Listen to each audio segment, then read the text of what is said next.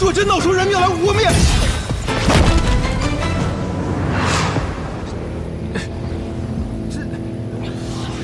你竟然只用2指就夹住了我的枪尖！我曾见过枪仙，见过枪仙的枪。你这枪，给他提鞋都不配。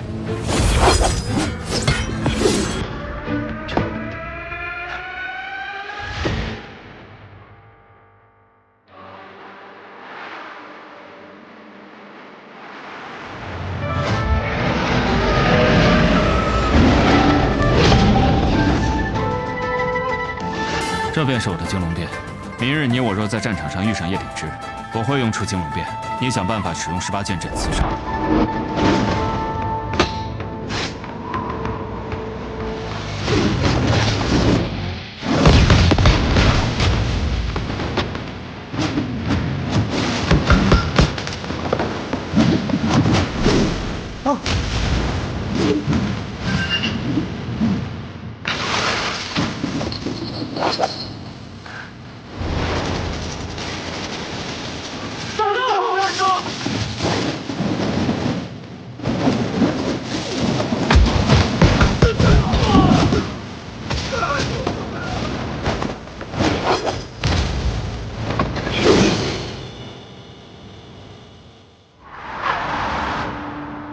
便只记到此处了。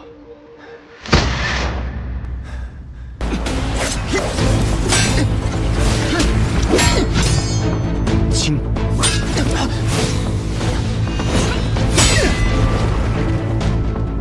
重，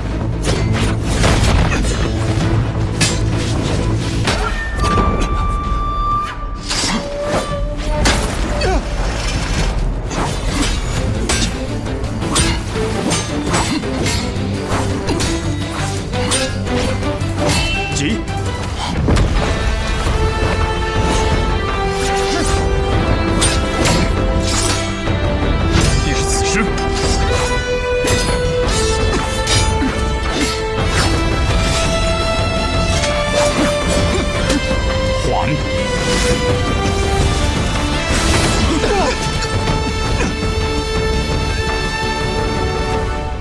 轻重缓急，剑之4道。你有意见？剑之道，不可固步方寸之间，否则遇到真正的高手，就会一败涂地。什么真正的高手？我，便是真正的高手。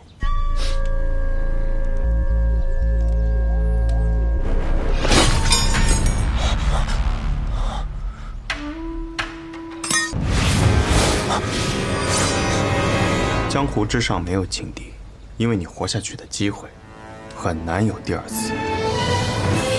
他是什么时候又将剑夺走的？小心一点，别让剑滑。这柄剑还算锋锐，就这么轻轻一划，可能会把你的脑袋给划掉。还是没有遇到知道我拔剑之人。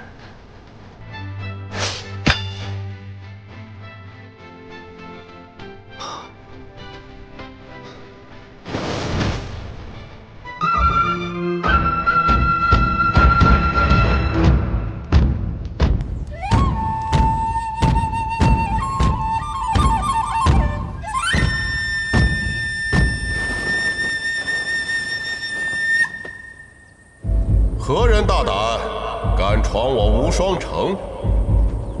天下无剑城，少城主卓越安，问剑无双。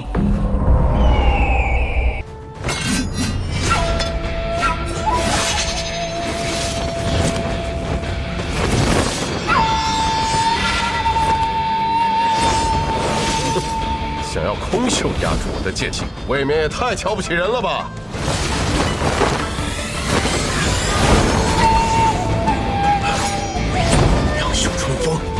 你怎么会这门功夫的？这门功夫分明已尽，自然是我父亲教我的。当年我父亲是不是就是这样打败你的？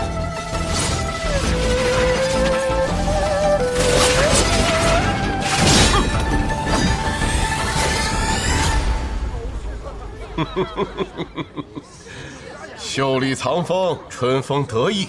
当年你父亲用出来是那般的潇洒恣意，可是你用出来，却感觉满是禁锢。春风何在？怎般得意？剑气闪进来！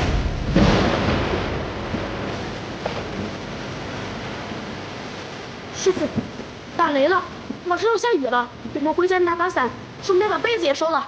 拿什么伞？这是剑气。好强的一道剑气！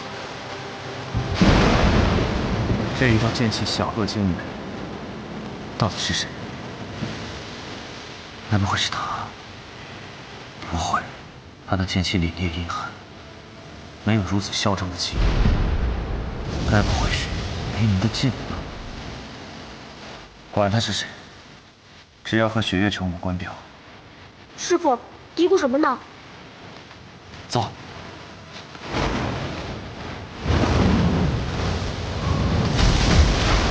好一道剑气小惊雷！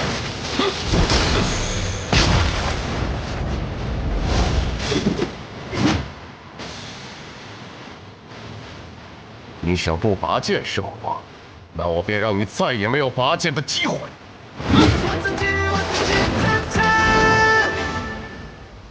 老城主，何方来客？天下无剑。天下无剑。他们中还有人活着？来的人自称是无剑城少城主卓越安。那个孩子呀，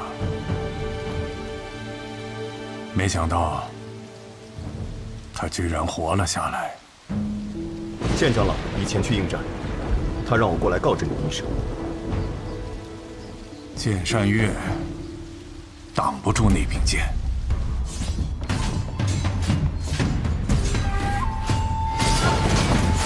还好，不是跟雪月城有关的那几位。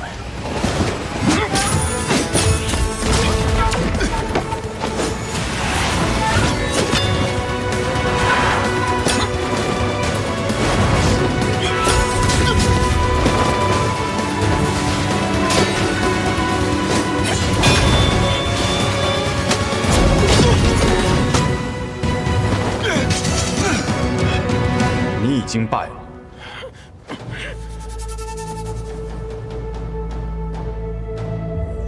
即便是你父亲当年站在这里，也不敢和我这样说话。这是你第几次提到我父亲了？第3次。我很想知道，你到底有什么资格提起他？你不要逼我杀你！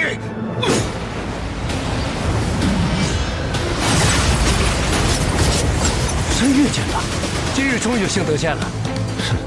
山岳剑法，不见得对付得了这个卓越安呐。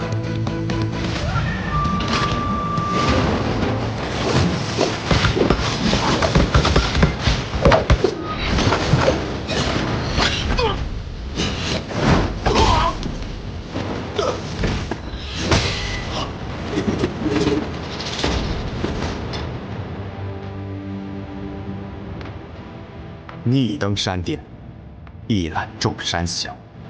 可众山之上仍有阴天，你若止步，终有一日将你下山。啊！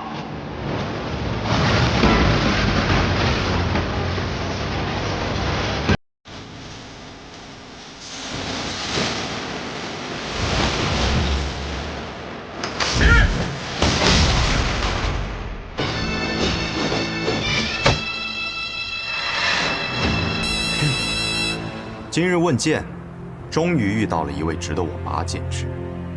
无双城，宋燕回。天下无剑城，卓越安。秋水剑。正是。我父亲曾提起过你，听闻你年少时也满身傲气，觉得自己手中执剑可登剑道之巅，一览众山小。你所创的这套剑法，虽称不上世上一流，但剑之气可称绝世。如今一剑，高山仍在，人已苍老，你的人已配不上你的剑。今日之后，恐怕这江湖上再也不会有剑山月这号人物了。今日之后，顿武堂大长老之位就该换人了。你应该回去颐养天年了。此地交给我即可。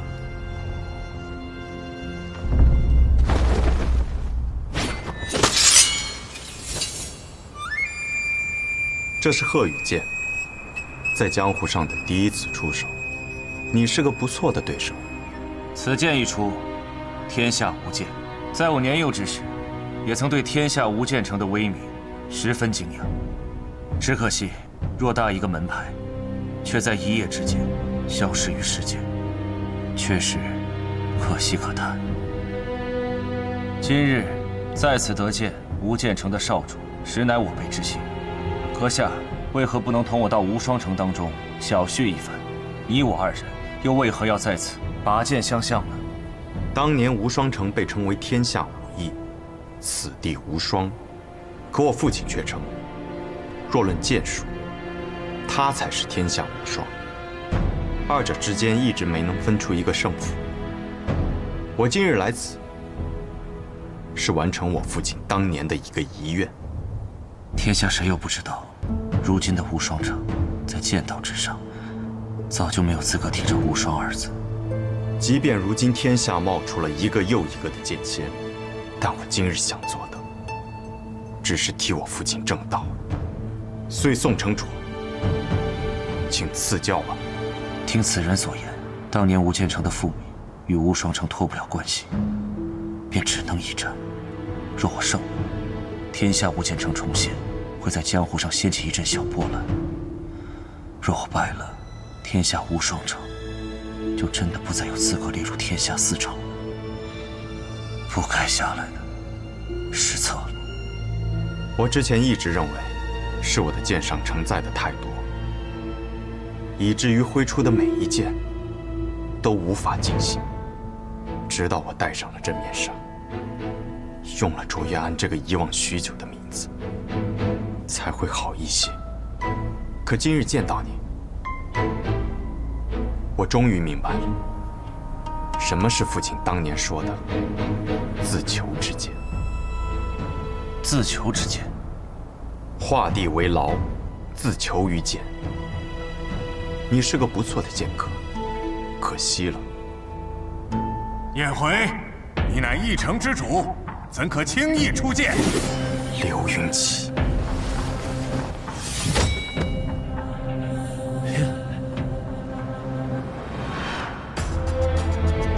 苍龙崖，不错，正是苍龙崖。我曾执此剑，与你父亲大战过一天一夜，最后我们没能分出胜负。可我父亲说，是他赢了，他很高兴，却不是因为赢了你而高兴，而是在剑道上遇到了能与他并肩而行之人，所以高兴。一派胡言！既然是他赢了，他为何不敢公布于世？无耻！你这样的人，根本没有资格成为我父亲的剑道同行者。也罢，今日我将胜过你，将你的剑斩断。我会替我父亲证明，无剑城的剑要胜过你无双城。无剑城已不存在了，你又何苦执着于此呢？可我还活着，我活着，无剑城就还在，我父亲传承的剑道也就还在。年轻人，你很有自信。这柄剑不错，看着是名剑山庄的手笔。可惜啊，越是锋锐的剑，越容易折手。颜回，你先退下。师父，我认为我在剑炉之中养剑多年，今日这一战已不可避免。既然他想替卓雨洛问剑，那么便由我来。只是若按这般算，此战胜负便算是了却了当年的过往，与如今的无双城无关，如何？好。颜回，退下。是。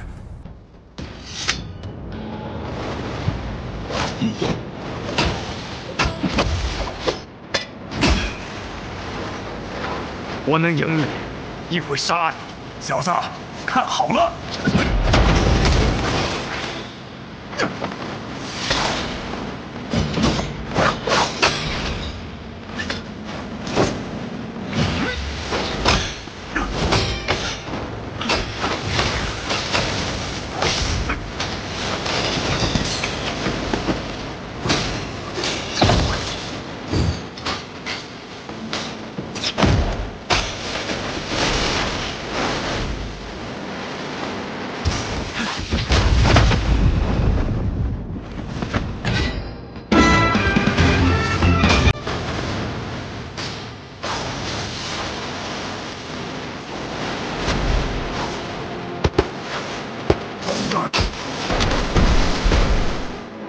这小子方才用出我的山岳剑法，让我重新见到了年轻时自己的凌云之气。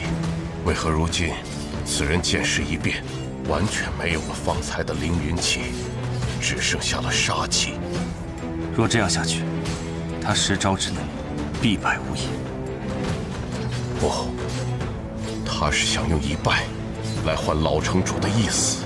他用的不是无剑城中的剑术，不再有所谓的剑道大气象，而是杀人剑。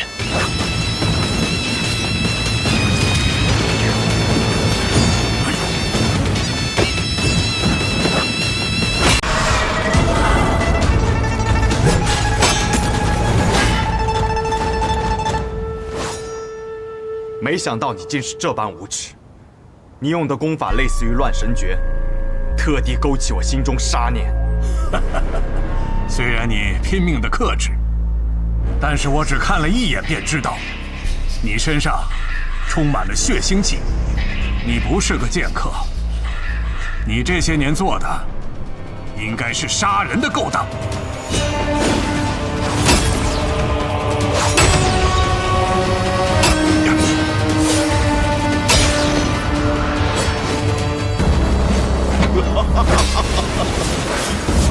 剑到风云处，笑看云起时。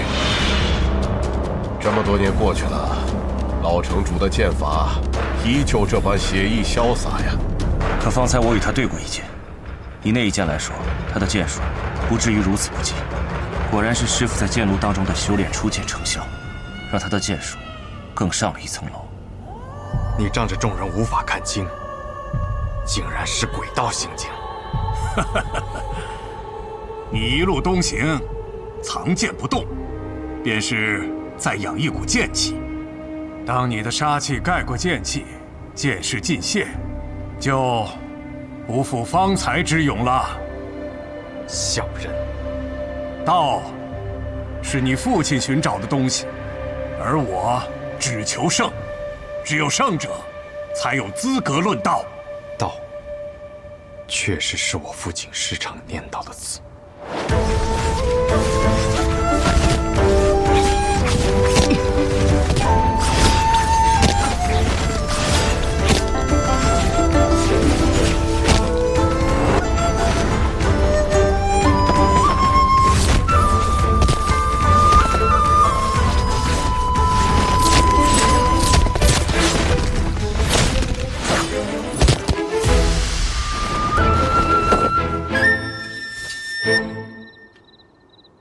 剑道，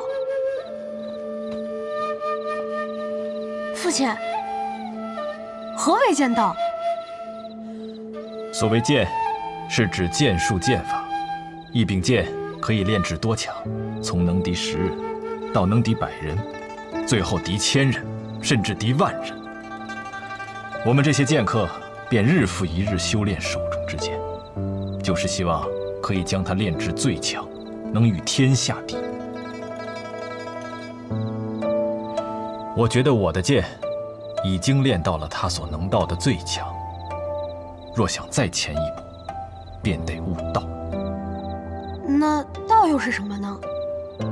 曾经的昆仑剑仙说过，他的剑法有3重境界。第1重是看山是山，看水是水；第2重则是看山不是山，看水不是水；第3重便是看山仍是山，看水仍是水。啊！爹爹参悟许久，也无法明白其中含义。但爹爹认为，所谓道，便是一个拔剑的理由。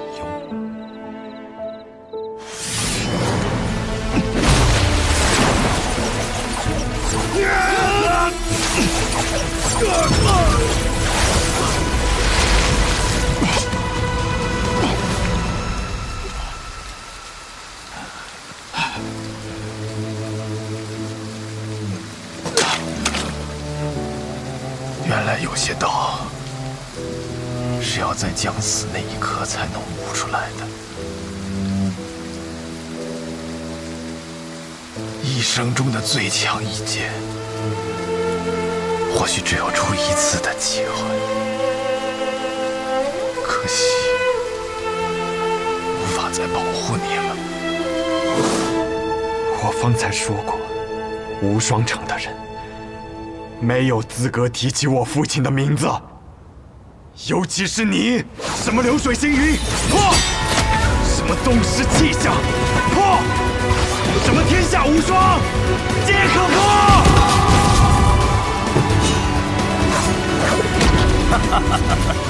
此刻你杀得越凶，你便输得越快。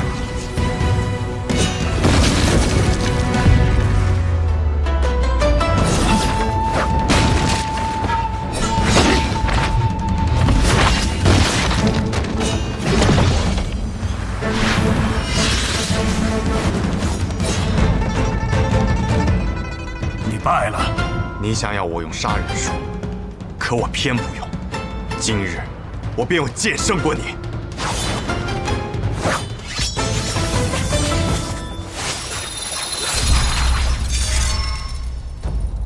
是他，你认识他？暗河执三鬼，苏沐雨。暗河，若真是暗河，那么这一切都可以解释了。剑长老，此话怎讲？难道说无双城与暗河还有什么牵扯？而且还与无剑城有关？城主不必多问，都是些过往事了。啊，师傅，剑仙有些控制不住了。他只是看到了值得一战的对手，想要与其一战。只可惜你尚且年幼，不然这样的对手确实值得一战。师傅，那该怎么办？不必担心，要不了多久，他便会安静下来。小无双，待你长大之后，一定要带他去找值得一战的对手。老城主，这是要败了。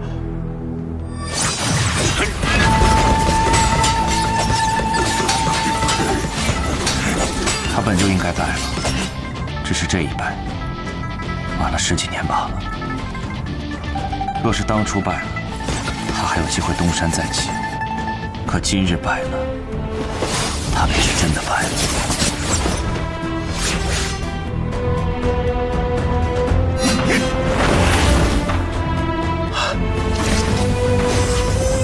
来了，老城主最强的一剑，成剑上九天，龙吟落黄泉。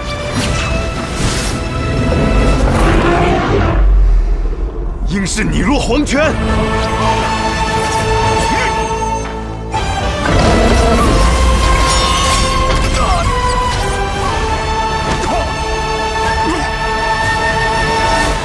输了。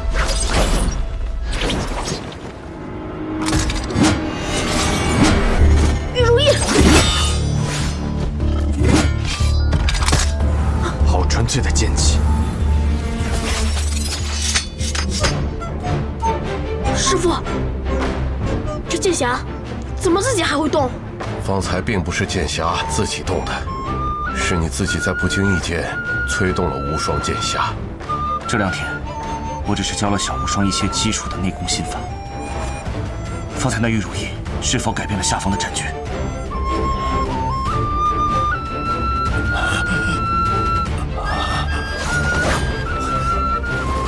使剑！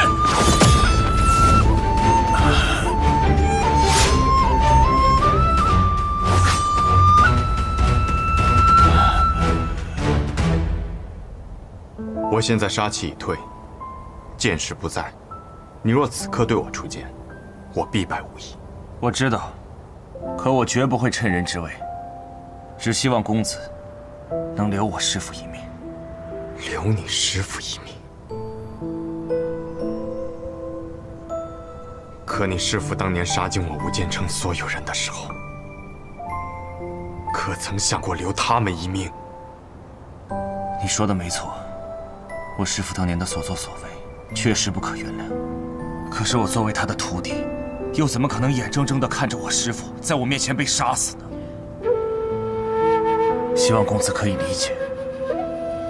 而且我师父此刻已筋脉尽断，现在未死，也全凭身上那口真气吊着，可他也活不了几日了。周公子，为何要出那最后一剑呢？一名剑客的死，并非肉体上的生死，而是剑心的存亡。刘云起的剑心已被我击溃，此生再也无法握剑。他已经死了。是。多谢周公子。其实我们见过。是的，当年共于魔教之时，我曾见过公子的剑法。可既然公子以卓越安之名前来，那你便是卓越安。我很欣赏你，你和你师父很不一样。你的剑法中没有太多力气，只是承载的过于重，无法让剑随本心，所以始终无法达到自己的最强境界。很多人都这样说过。既然长老们将无双城交付于我，我便不得不把无双城的荣辱都放在我这柄剑上。天下无双。听闻昔日曾有白羽剑仙救弟子于天启城的法场之上，离去之时，一剑斩落了上方的牌匾。那么今日，我若一剑将这4个字斩断，无剑城之名，定能重新名扬于江湖之上。公子，请不要妄动。7日之后，你我一战，若你败了，我便将其斩断。好，7日之后，无双城后山剑炉旁，我愿意看一看公子的剑。好。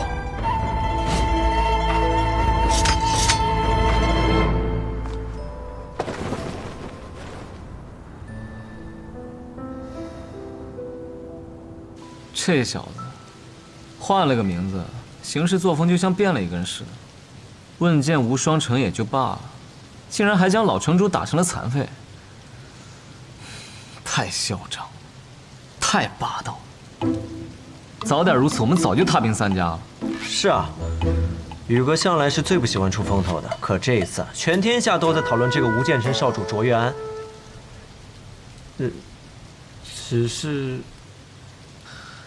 只是什么？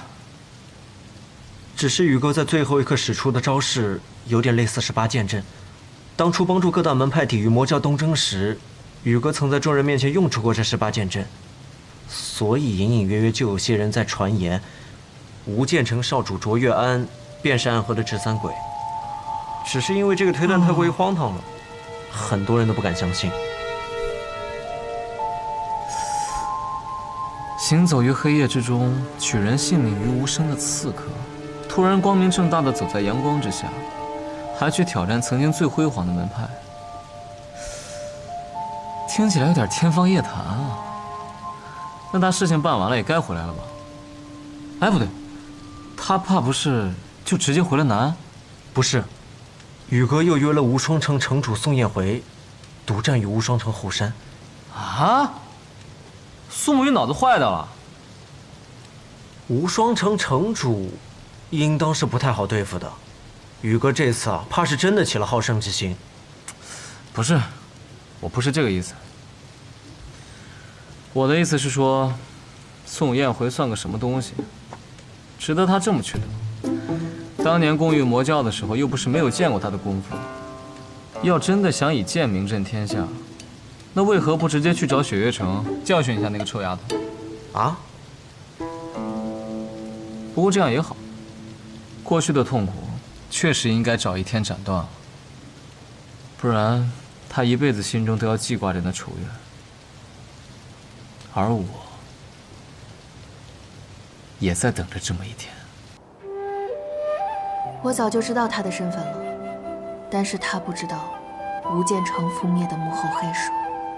不过看他此番行径，他应该是探查到了，幕后黑手是无双城。无双城早就不配是天下无双了。不过，刘云起败了，还没完。还有什么？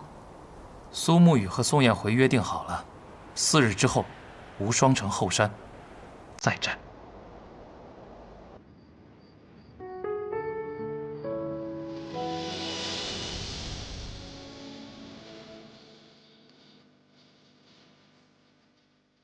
或许真正的复仇是该屠灭无双城，而我不想。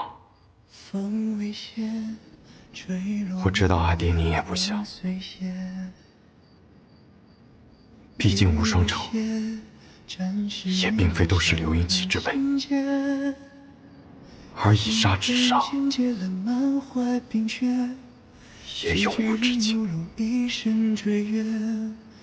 你做得很好，我的孩子。阿爹，阿爹不想你活在仇恨之中。此剑债了，以后你就只做你自己，不必再背负这些过去的恩怨了。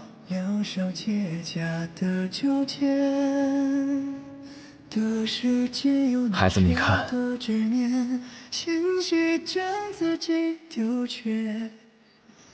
今夜的月西下之后，明日依旧是崭新的日出。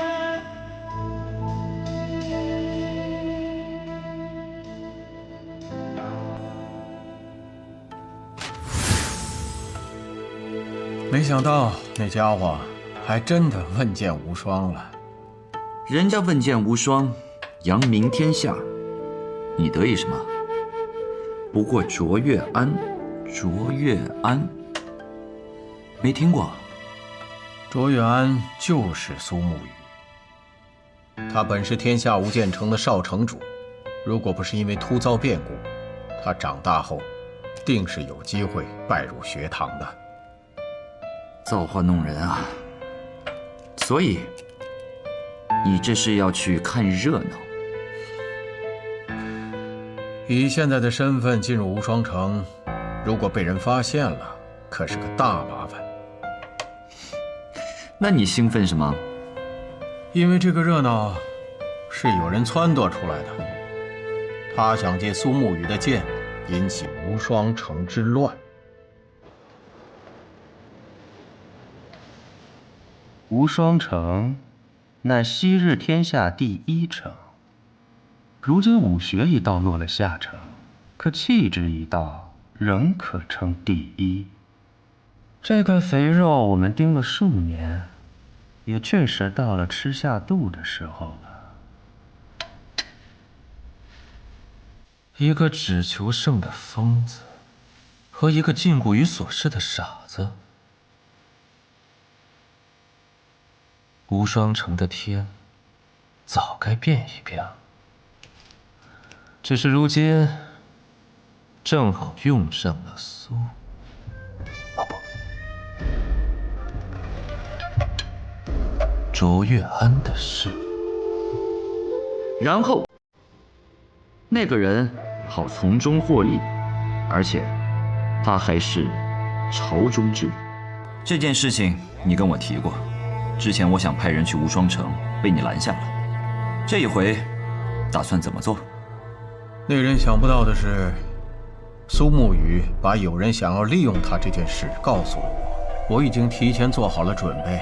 他既然想要让无双城乱，好，那就让他更乱一些。怎么更乱？北离江湖，波澜壮阔。南城雪月，东城无双，与唐门等一众名门大派共筑江湖的光明与秩序。可光明之下，必有阴影。暗河，江湖中最神秘的刺客组织。一入暗河，此生就是别人手中的刀剑。但总有人在暗夜中向往光明，在波涛中渴望走向彼岸。暗河的潮水也在此时翻涌而上。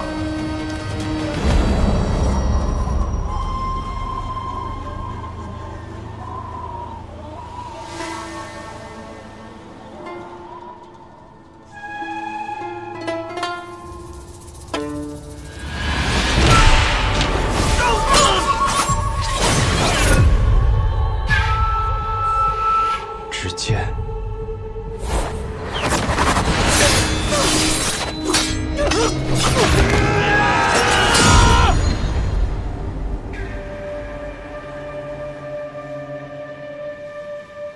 是为了什么？奎大人，有消息。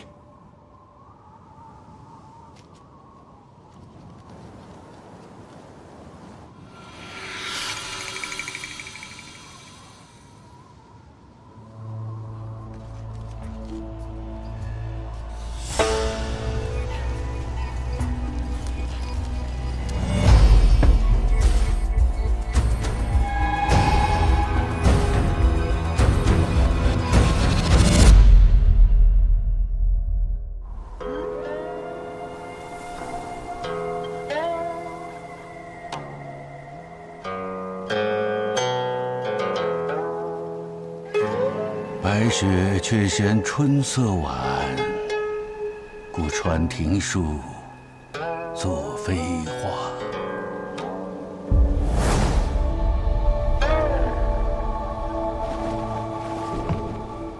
本以为这个冬日已经结束了。像我们这个年纪的人呐，每年等待着的便是这冬天赶快结束。可偏偏冬日已逝，又下了一场雪。暗河，天下第一的刺客组织，在朝能杀高官贵胄，在野可灭江湖大派。是非不分，好坏不论，善恶难辨。你执掌这样一个组织30年，应该很累了吧？我已经是个老人了，若不是因为一些执念，我会觉得我身上的血已经冷了。30年前，你我大战一场，不分胜负。我们约定，我要回去执掌暗河，你要辅佐唐老太爷重振唐门，直至30年后再一决雌雄。好。我隐居这寥落城多年，也该活动活动筋骨了。我可一直等着今天呢。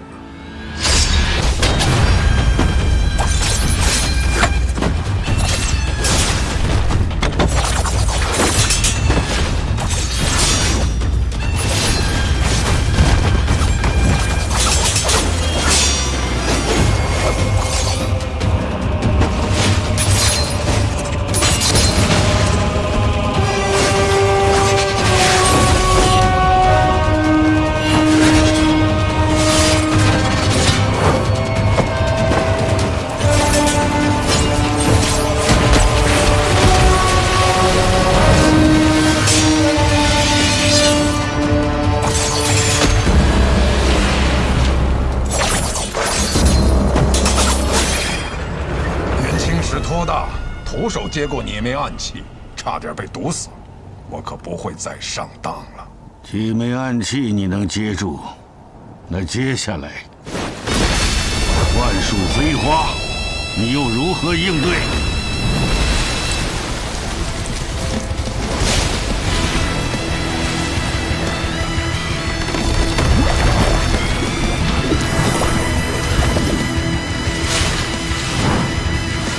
好一招万树飞花，许久没有如此尽兴的一战。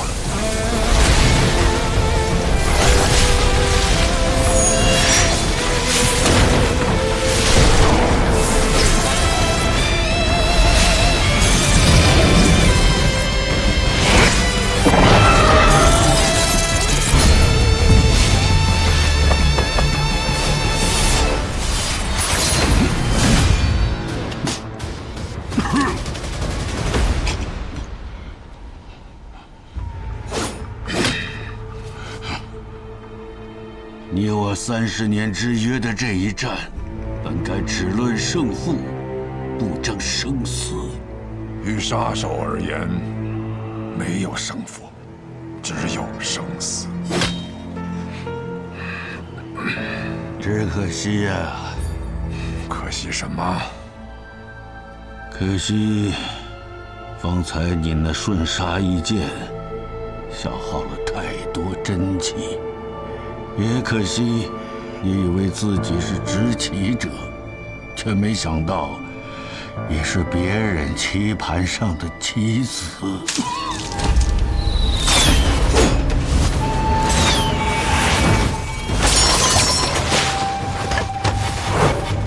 墨玉，不是跟你说过这是我自己的事，不用你插手吗？有人想趁你和唐二老爷决战之时，对你不利。一石二鸟。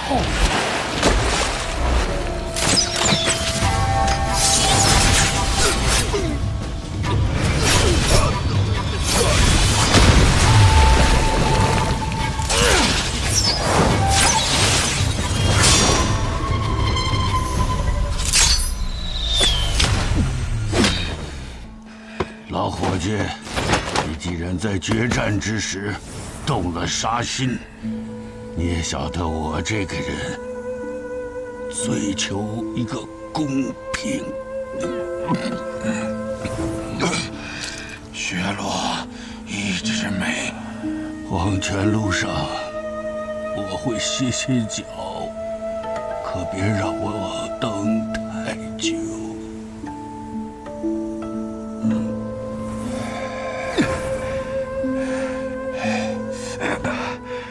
大家长，我们立刻回安河，找我们家最好的药师帮你疗伤。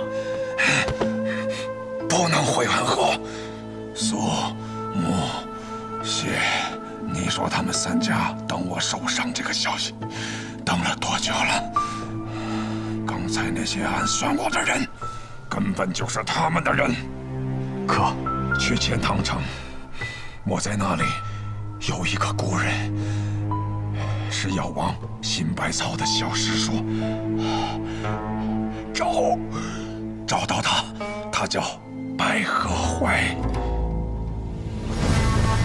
明德11年初春，距离上一次引发江湖浩劫的魔教东征已经过去了3年。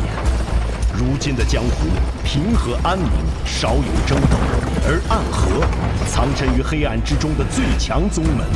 由苏、谢、穆3姓组成的刺客组织，却在此时因为3家之首大家长的中毒而即将迎来巨变。这江湖甚至于朝堂之上的短暂平静，也将因此而被打破。穆名策已经重伤，看来我们需要选出新任的大家长了。他本来就已年老，而且越来越不受我们的掌控，那便传信给3家，若大家长身死，谁若能率先夺得绵龙剑，回到提魂殿复命，谁便是新任的大家长。这是要让暗河大乱呢，于大乱之中，才能诞生新的暗河之主。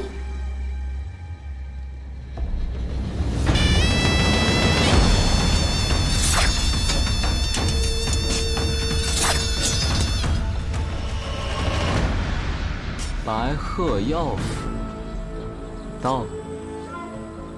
你的县印讲，他们要来这里寻找名医。是啊，大家长身中奇毒，命不久矣。而此处就住着药王的隐居的小师叔。我们苏家老爷子说，希望这个小师叔可以不要出现，或者说，从未存在过。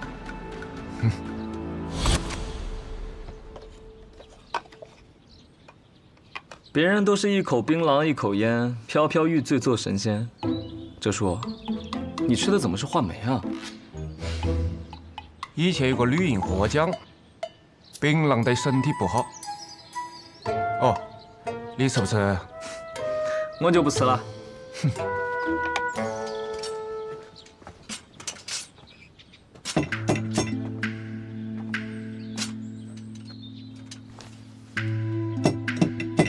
你什么时候变得这么有礼貌了？学苏沐雨啊，杀手临门，有礼有貌。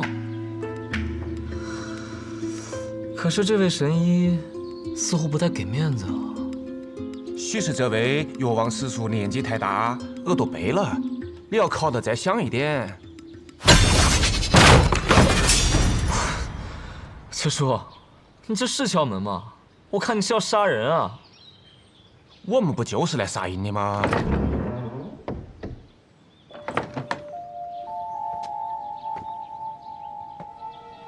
谁呀？敲门敲得那么大声，耳朵都要聋了。姑娘，敢问你家老先生是否在府上？我家老爷他出门巡诊去了，要不我帮你们去找找他。那便麻烦姑娘了。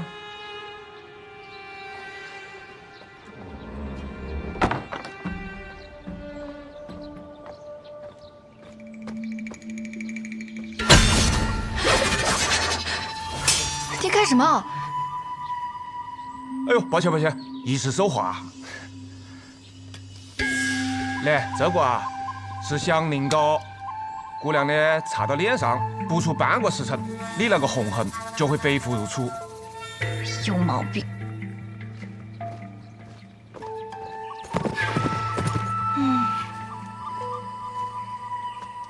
可引药蛇追踪的香凝膏，这种小伎俩也想骗过我？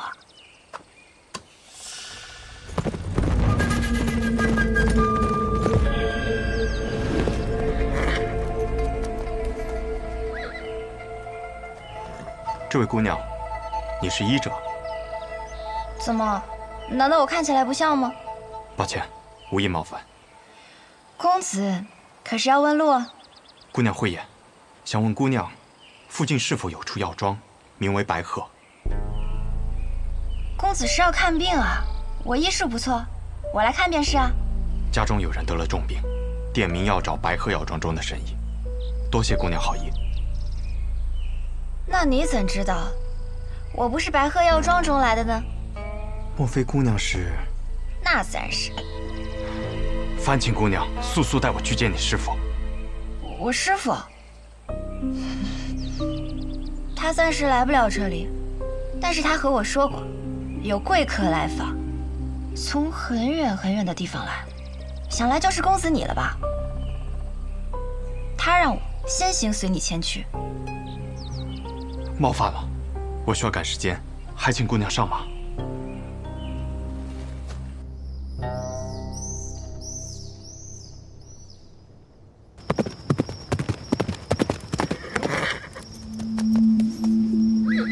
我们到了。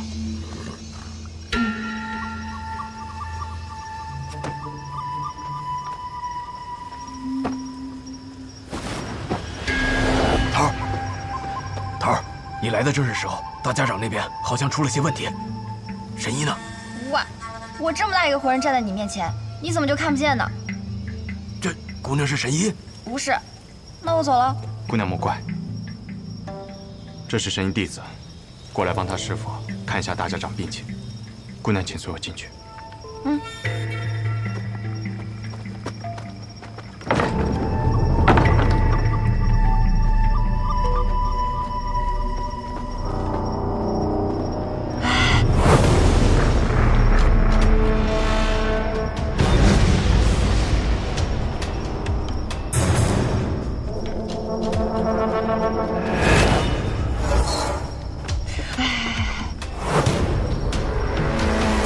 觉得这里面有鬼哎。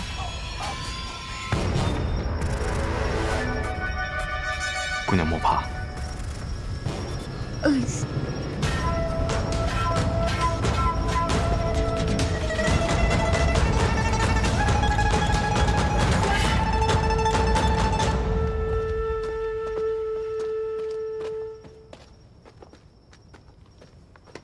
大家长，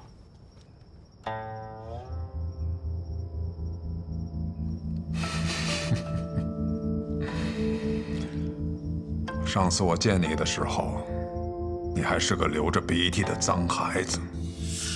我上一次见大家长时，大家长还是一个随时会准备拔刀的杀神呢。现在也随时准备着拔刀，不过头发白了而已。这手还是血红色的。行了，先诊脉吧，看看现在的大家长还能不能拔出刀来。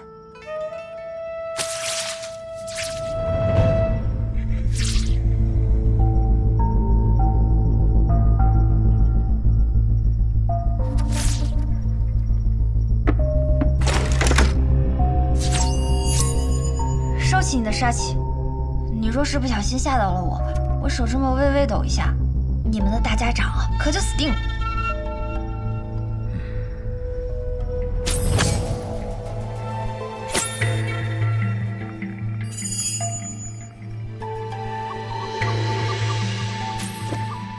许了一枝梅。没错。你怎么做的还活着的？我的魁替我挡住了那一枝梅，我只种了半朵梅花，还能勉强撑着。这可是唐门唐二老爷的独门奇毒，号称唐门第一，天下第二，仅次于温家家主所创的镜花月。据说除了唐二老爷本人，无人能见。唐二老爷人呢？被我杀了。暗河大家长也亲自接杀人的任务。敢问姑娘，是否能医？我们药王谷的名言便是，只要没死，便可以医。只是，姑娘有何需求，但说无妨。就等你这句话了。医当然可以医啊，只要银子管够。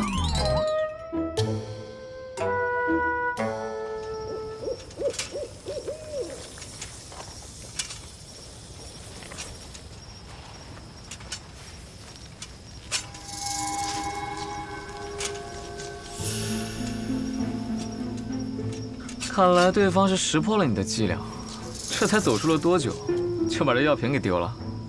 看来我们是搞错了。什么错了？我们放走的是真的圣医。还好，我也做了些准备。哦。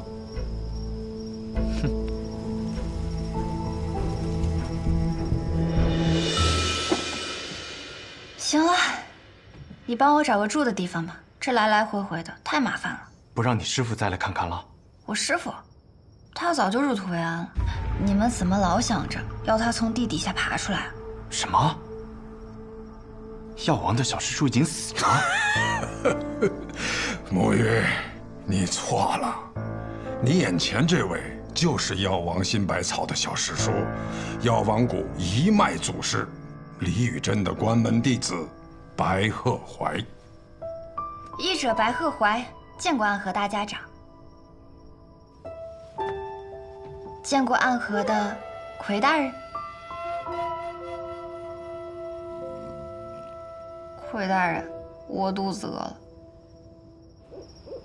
神医见谅，行走在外，难有什么珍馐佳肴，只有这个了。无妨，有的吃就不错，总比在药王谷吃我师兄煮的药膳强。你是不是很好奇，我是如何看出来你的身份的？既然神医与大家长是旧识，想必也听说过我们。小时候师父为了哄我好好学医，便给我讲故事。他的故事里呢，经常出现一个叫做暗河的组织。由苏、谢、穆三姓家族组成，他们的统帅者便称作大家长。大家长座下有直属刺客团诸营，其中最强的12人以地支12校为代号，而他们的统帅者便是魁。今日我见到的这些人，他们以生肖为面，唯你戴血红恶鬼面具，随侍大家长左右。你不是魁，还能是谁？神医对我们的了解，比我想象中更深。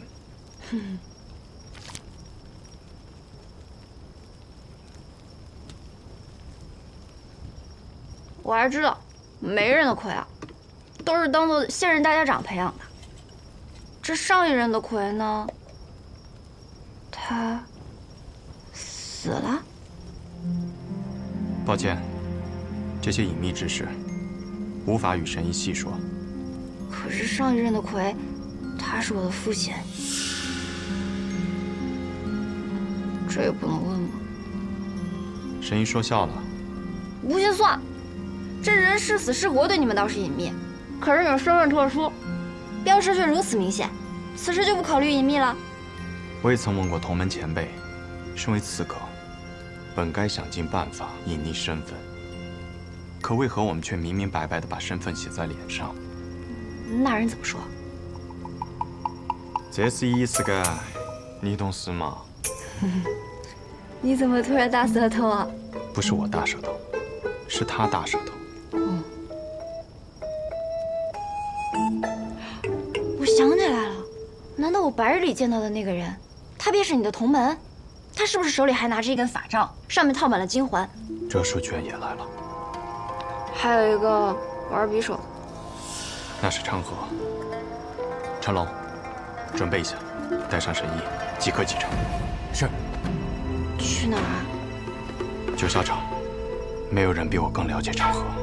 此刻我们定然已经入了他布下的局。宇哥，都准备好了。神医，这是卯兔，你随他动身，一路保重。魁大人，那便希望在九霄城中我们还能重逢。不必叫我魁大人，叫我苏沐雨便是。苏沐雨，还真是一个好听的名字。再见了。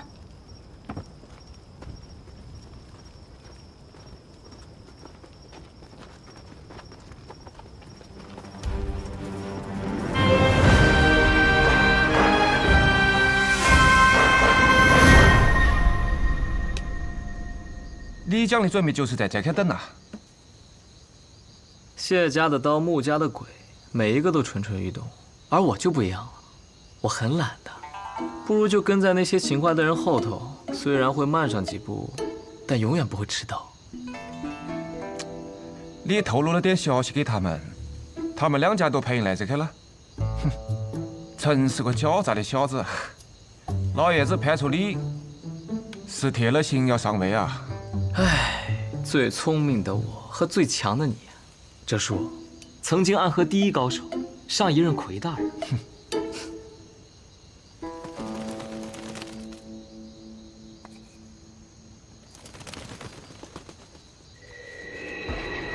城郊废驿，那里的好戏快开场了。走吧，哲叔，我们苏家那位老爷子该等着急了。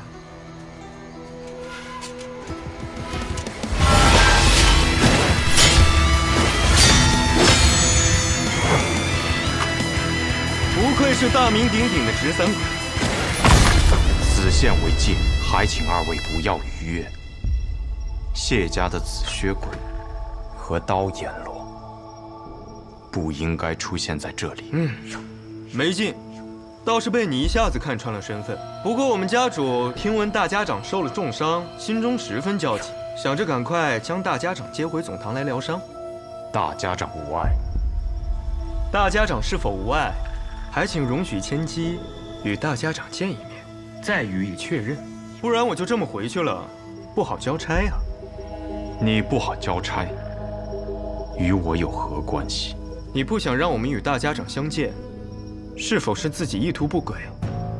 不想让我们及时救治？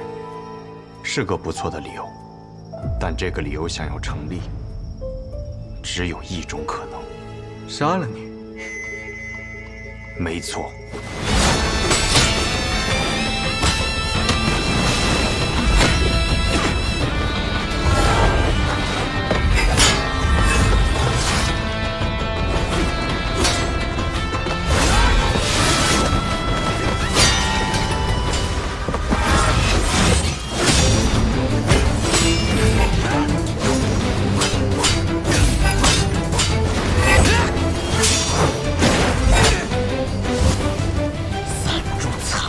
为何不敢一线？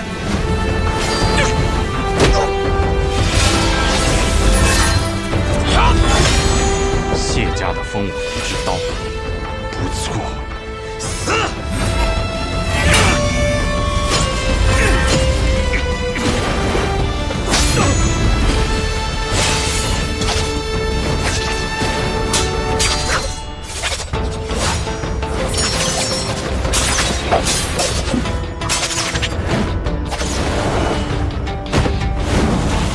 你真以为我有那么弱？寸刀劲，用得好。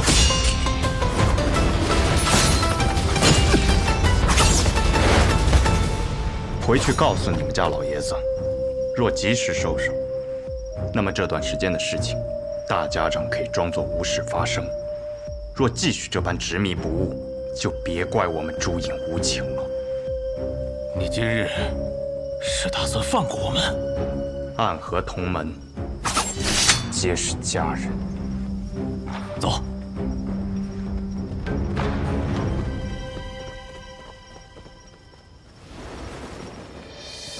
你来了。你好像看到我不是很高兴啊，我的魁大人。我知道你迟早会到，却还是希望可以晚一点。老爷子让我给你带句话，你是苏家的弟子。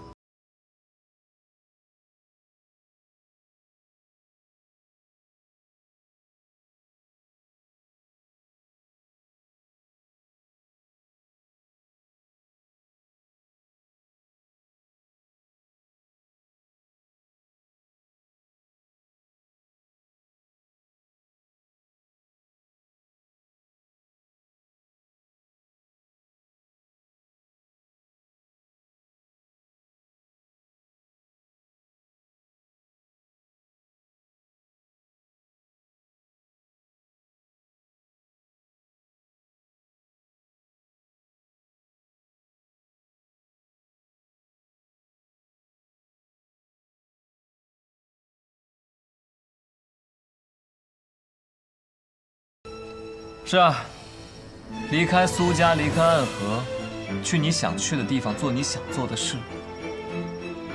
你知道的，暗河从未有过这样的先例，而我们那位老爷子愿意领通。若我拒绝呢？我们姓苏，在苏家生活了这么久，而你身为魁，跟着大家长也不过几年，你跟他的情分，能有和苏家的深？我不管你的想法究竟如何，如今我是魁，我的职责便是守护大家长的安危。任何事，任何条件，都必须在这件事的前提下。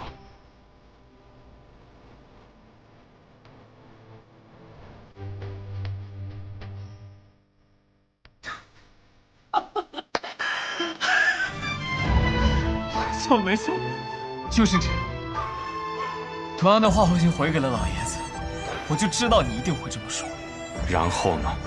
然后老爷子说，既然如此，那就杀了吧。